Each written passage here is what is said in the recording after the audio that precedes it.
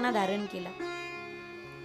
बाई जर सुगरण असेल तर कडू कारल्यावरती स्वतःच्या हाताने पाकशास्त्राचे संस्कार करते आणि कडू कारले सुद्धा गोड बनवते, बरोबर आहे ना?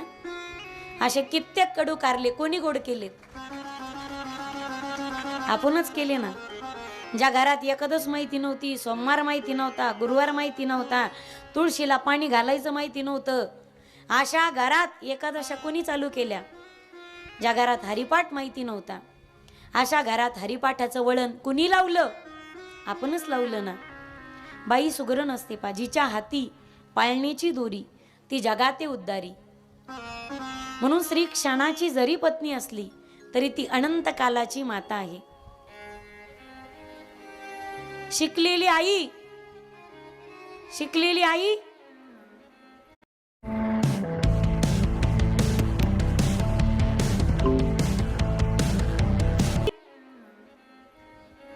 बोला ना, घराची माता आहे।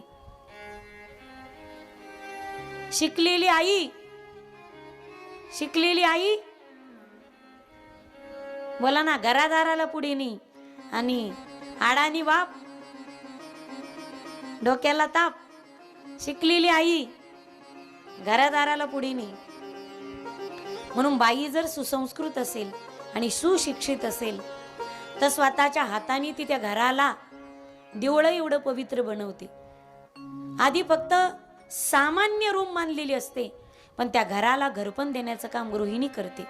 सांगू तुम्हाला, ज्या घरात बाई नाही ना, पहा तुम्ही अजूनही घरात गेलात तर त्या घरात लक्ष्मी नसल्यासारखं वाटतं।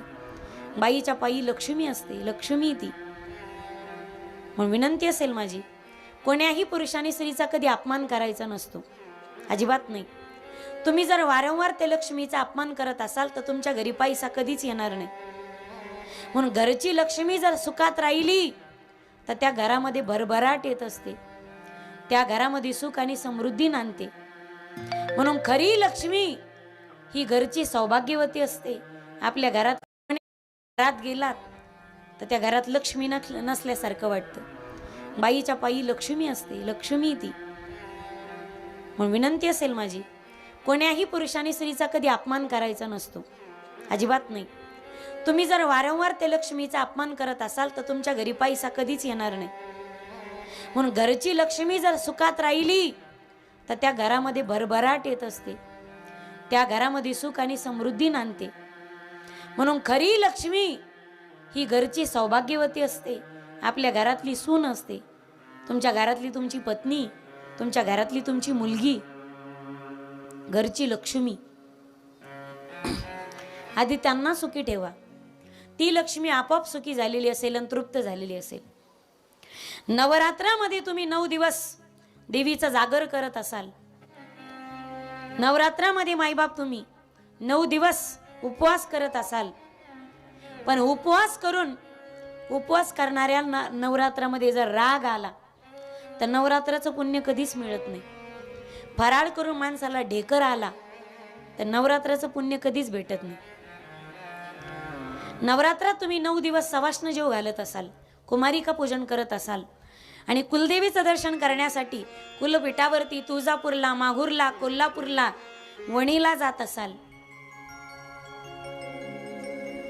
पण बायको जर फराळ करायला बसली तर मागून येऊन नवरा तिच्या कमरात लाथ घालत असेल तर त्या घरामध्ये नवरात्राचा पुण्यभाग कधीच प्राप्त होत नाही, कधीच प्राप्त होत नाही।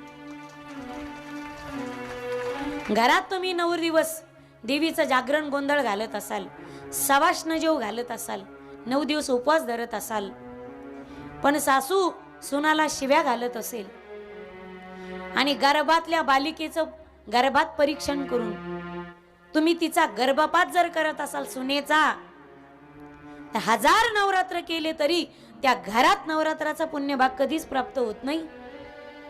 मग घरची खरी लक्ष्मी आणि खरी जगदंबा आमच्या घरातली आमची सुने, आमची पोरगी, बायको आहे। मी काल परवा तुम्हाला बोलून गेले, ज्याला आई, बहीण, बायको आणि मुलगी या 4 स्त्रियांविषयी आदर करता आला त्या पुरुषाला जगातली प्रत्येक स्त्री ही वंदनीयच आहे आणि प्रत्येक स्त्री ही देवी स्वरूपच आहे। त्याला स्वतःचं घर सोडून कधी मंदिरात कोणत्या देवीचं दर्शन घ्यायची गरज पडत नाही, ज्याची नजरच पवित्र दिली. गजेंद्राच्या सुनांनी सोंडा मोकळ्या केल्या, आपापल्या नवऱ्याच्या कानामध्ये घातल्या. सुनानी लेक निघून गेले, पण म्हातारीला नाही ना सोडता येत, बरोबर आहे ना. लेका सुनांनी सोडलं, पण बायकोला सोडता येतं का? अजिबात नाही, बायकोला सोडता येत नाही. काय झालं एकदा सांगू तुम्हाला बायकोच्या अस्तित्वाची ताकद. ऐका गड्या म्हातारे हो, घरी भांडत जाऊ नका गड्या म्हातारीला. म्हातार देव म्हातारीला घरी भांडत जाऊ नका. आपली सोना लेकाईचे लग्न झाले, नातू घरात झाले मोठाले, आणि तुम्ही म्हातारे झाले ना, तर सोना लेका नातवंडा देखत त्या म्हातारीचा कधी अपमान करायचा नाही गडे माईबाप. आयुष्य जातं रे तुम्हाला तिला नाव ठेवण्यामध्ये. वय गेलं, सोय आली नाही म्हणे तुला, काहीच जमत नाही. सोना देखत काय बाई म्हातारे काय नीट बोलत येत का सोनाई देखत म्हाताऱ्याला. ते म्हणते सुनबाई अख्खा आयुष्य गेलं पण हिला संसाराचं आटूकच आलं नाही म्हणे हिला. म्या म्हणून सांभाळी म्हातारी. कमी बोलत येत का हे, कमी बोलत येत का? हा, ती बिचारी चुली पुढं धूर, तिचे डोळे गेले, तर डोळ्याचे ऑपरेशन झाले धूर घेऊ घेऊ. पण म्हाताऱ्याला 7 वाजताच भाकर लागत होती पहिल्यापासून. त्याची सगळी ठेप ठुता बिचारीच्या जीवाला आकार आला. खरंय ना गाजी माय हो, खरंय ना. हे सोयत नाही तुमची आता. असे कसे घेऱ्यात घेतलेले पहा तुम्ही सगळीकडून. आयुष्य जातो तुम्हाला. हिला तर काही मला हे कळत नाही. लहानपणी बाप म्हणतो पोरीला कळत नाही, वयात येते भाऊ म्हणतो बहिणीला कळत नाही, लग्न होतं नवरा म्हणतो बायकोला, आणि म्हातारी होती पोरं सोरं म्हणतात आमच्या आईला काही. खरं आहे ना, बरोबर आहे नाही. मला हेच कळत नाही, तिला नेमकं कळतं कधी. आयुष्य जातं रे तिचं. श्री आसा देवाय मायबाप.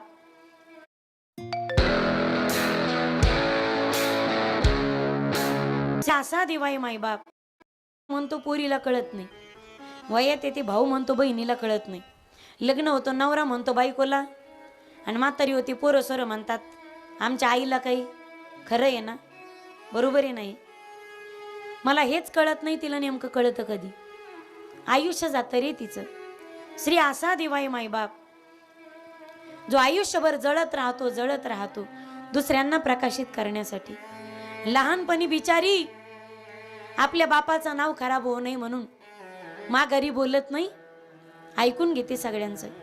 लग्न झाल्याच्या नंतर 4 चौघात तमाशा होईल, नवरा किती भांडू द्या नाही देत त्याला प्रत्युत्तर.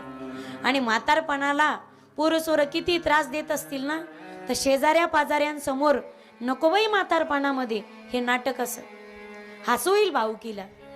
मग लेकरं सुना काही बोलले कसं वागले ना, तर गाटा घेते रे ते दुःख. लहानपणी हे बापाचं घर आहे, लग्न होऊन माझ्या नवऱ्याचं घर, म्हातारपणामध्ये माझ्या पोरायचं घर, याचं घर त्याचं घर, हे माझं ते माझं करता करता बिचारी कधी बेघर होते. म्हातारी होते रे 80-85 वर्षाची, पण कधी बेघर होते ना, तिलाही कळत नाही गड्या. आयुष्यभर दुसऱ्याच्या सुखाच्या समर्पणासाठी जळत राहते, आयुष्य वेचत राहते. इथं एवढ्या बसल्यात माझ्या माता भगिनी. आजपर्यंत माझ्या माया हो, तुम्ही उपवास जरी केला असेल तरी सुद्धा पोरीचं लग्न जुळू दे, पोराला पोरग होऊ दे, नवऱ्याचा आजार बरा होऊ दे, आणि सगळं घर सुखात समाधानात राहू दे. उपासही करते श्री, स्वतःच्या सुखासाठी करत नाही, तर माझा घरदार प्रपंच चांगला राहू दे. इथं सांगा मला एखाद्या स्त्रीने आजपर्यंत उपवास केलाय का माझं आयुष्य वाढू दे? स्वतःसाठी केलाय उपवास तुम्ही एखादा?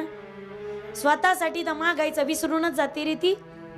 सगळं सुख दडलेलं असतं तिचं तिच्या घरादारामध्ये, प्रपंचामध्ये, तिच्या नातवंडा सुनामध्ये, तिच्या नवऱ्यामध्ये.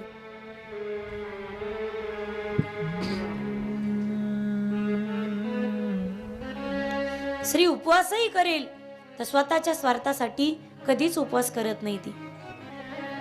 विनंती असेल माझी दादांनो, तुम्हाला काय बोलायचं तिला एका खोलीत घेऊन बोलत जा, काय शिवे द्यायच्या, काय हाणायचं, पण चार चौघा देखत आणि घरादारा देखत, घरच्याच्या समोर, शेजारच्यांच्या समोर तिचा कधी अपमान करू नका, तिचा कधी पान उतारा करू नका. या पुढचं वाक्य बोलू. म्हातारपणामध्ये तर म्हातारा म्हातारीने एकमेकाला जास्त जपायचं असतं, बरोबर आहे ना, जास्त जपायचं असतं. तुम्ही एकमेकाचा मान सन्मान ठेवाल तर लेकरं बाळ तुमची मान मर्यादा ठेवतील. ते म्हणतील हे म्हातारा म्हातारी एकूण एकाला धड बोलत नाही, ते मान मर्यादा ठेवत नाही. तुम्ही अपमान करतात ना, ती सुनबाई म्हणते हिचा नवराच हिला मान देत नाही, हिची काय किंमत ठेवायची. सुनबाई बरं बघत नाही तिला. आणि एक वाक्य लक्षात घ्या आता म्हाताऱ्या हो, आपल्या सुना देखत आणि लेखा देखत नवऱ्याचा त्या म्हाताऱ्याचा कधी अपमान करायचा नाही. पण यायचं असं तोंड सुटत बिचारे यायचं, पाप्या गिळायचा टाइम झाला, गिळायचा. म्हाताऱ्याकडं पाराकर उधळलंय म्हातार, आणि ही बरी 16 वर्षाची तरुणीच आहे जणू. पाराकडे गेलंय म्हातार, पाठवून दी, गिळायचा टाइम झाला, गिळायचा. बरोबर आहे ना. आपल्या नवऱ्याला सुना लेका देखत म्हातारं बोलायचं, जरी झालं तरी म्हातारं म्हणायचं नाही. उलट सुना देखत म्हाताऱ्याला जास्त जीव लावायचा. जेवण झालं की मग म्हणायचं म्हातार देव.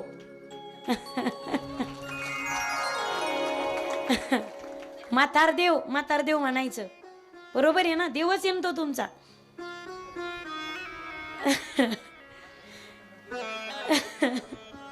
म्हातार बिना भाकरीचं मरत आणि ही दिंडीत निघती, दिंडीत.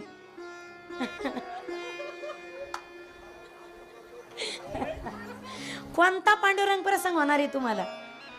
ह्या मंदिरात निघा त्यात 8 वाजता आणि 7 वाजता महादेवाच्या, आणि घरचा महादेव उपाशी मेला बिना भाकरीचा. मंदिरातला महादेव तुम्हाला कधीच प्रसन्न होणार नाही. उलट सोना देखत म्हणायचं म्हातार देव, जेवण झाल्यावर बिस्किटचा पुडा देऊ का, बिस्किटचा. आता जेवल्यावर ती बी खात नाही ना, आपण बी देत नाही, मरू जाऊ देते तिकडे. नुसतं गोड बोलायचं. ज्याचं झालं तिची खुलता कळी खुलाना. ते धरून आणलेवणी बसलेत. म्हातारपणात म्हणायचं झोपायच्या टायमाला म्हातार देव चहा करून देऊ का, चहा. ते बी घेत नाही ना, आपण बी देत नाही, नुसतं गोड बोलायचं. आजी माय नुसतं गोड बोलायचं. तुम्हाला सांगते बाबा, सक्रात झाले हो तिला म्हणायचं का हो, लुगडं घ्यायचं का एखादं लुगडं. ते म्हणते कशाला म्हातार देव, जाऊ दे आता बोलले हेच लय झालं, आता कशाला, आता होऊन गेली सक्रात. ती बी म्हणत नाही ना, आपण बी घेत नाही, मरू जाऊ देते तिकडं. गोड बोलायला काय पैसे लागत आहेत का. गोड बोलायचं, गोड बोलायला शिका माईबा. प्रपंच असा आहे, कदाचित तुमचा माझ्यापेक्षा खूप अनुभव आहे. तुम्ही का उन्हाने ढवळे झालेले नाही. उन्हाळे पाऊस आहे अनेक पाहिले तुम्ही. म्हातारे माणसं पाहत म्हणतात पहा, आमच्या इतके पाहिलेत का उन्हाळे.